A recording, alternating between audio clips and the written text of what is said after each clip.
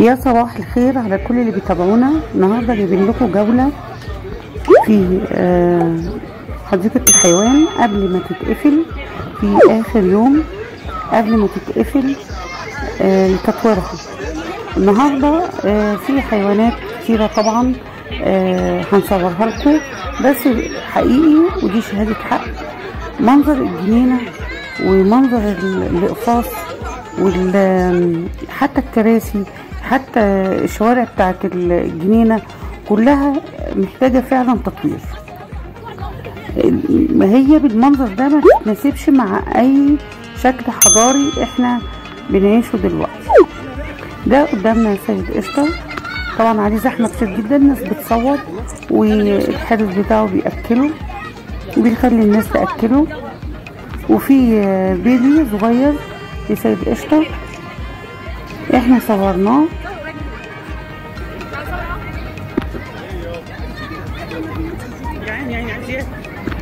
فعلا الجنينة مهملة من سنين كتير قوي، يعني احنا اتولدنا لقينا الجنينة دي بنفس المنظر بنفس الشكل، بالعكس بتزداد سوء. فاحنا كلنا مستنيين التطوير ده هيبقى شكله ايه، هيوصلوها لايه. اهو البيبي هو بتاع سيد قشطة صغنن،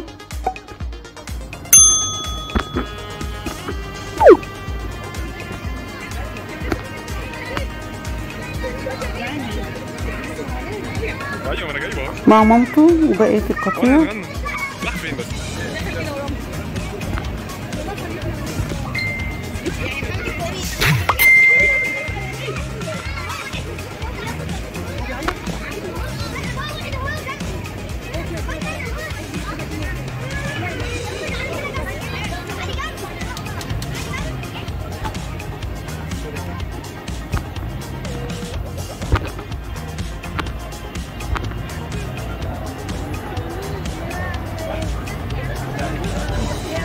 وده قفص الشمبانزي.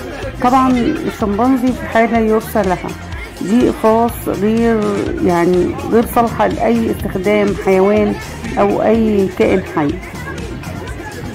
احنا مستنيين التطوير هيبقى شكله ايه، وبرضه ان شاء الله اما يطوروا الجنينة هنروح نصورها ونعمل مقارنة بين الفيديو ده والفيديو الجديد ان شاء الله.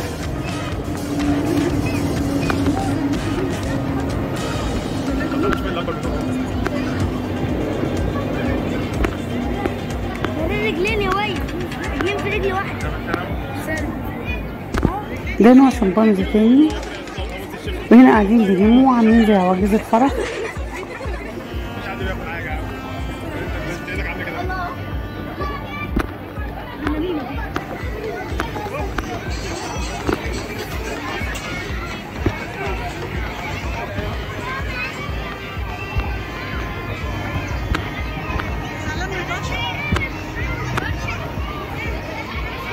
ده الدب الاسمر، طبعا هو حران جدا وفي ميه نازله، بس برضه هو حران، دي مش مناسبه ليه خالص. بينزل البسين بتاعه.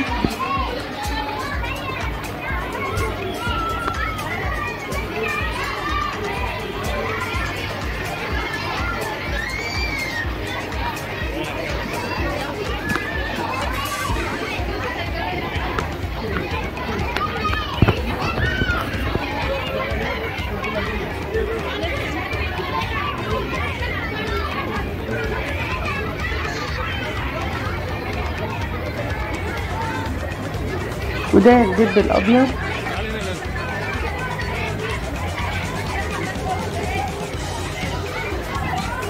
عمال يلف حوالين نفسه من الحر مجننه. لو اول مره تشوف قناتنا متنساش الاشتراك واللايك.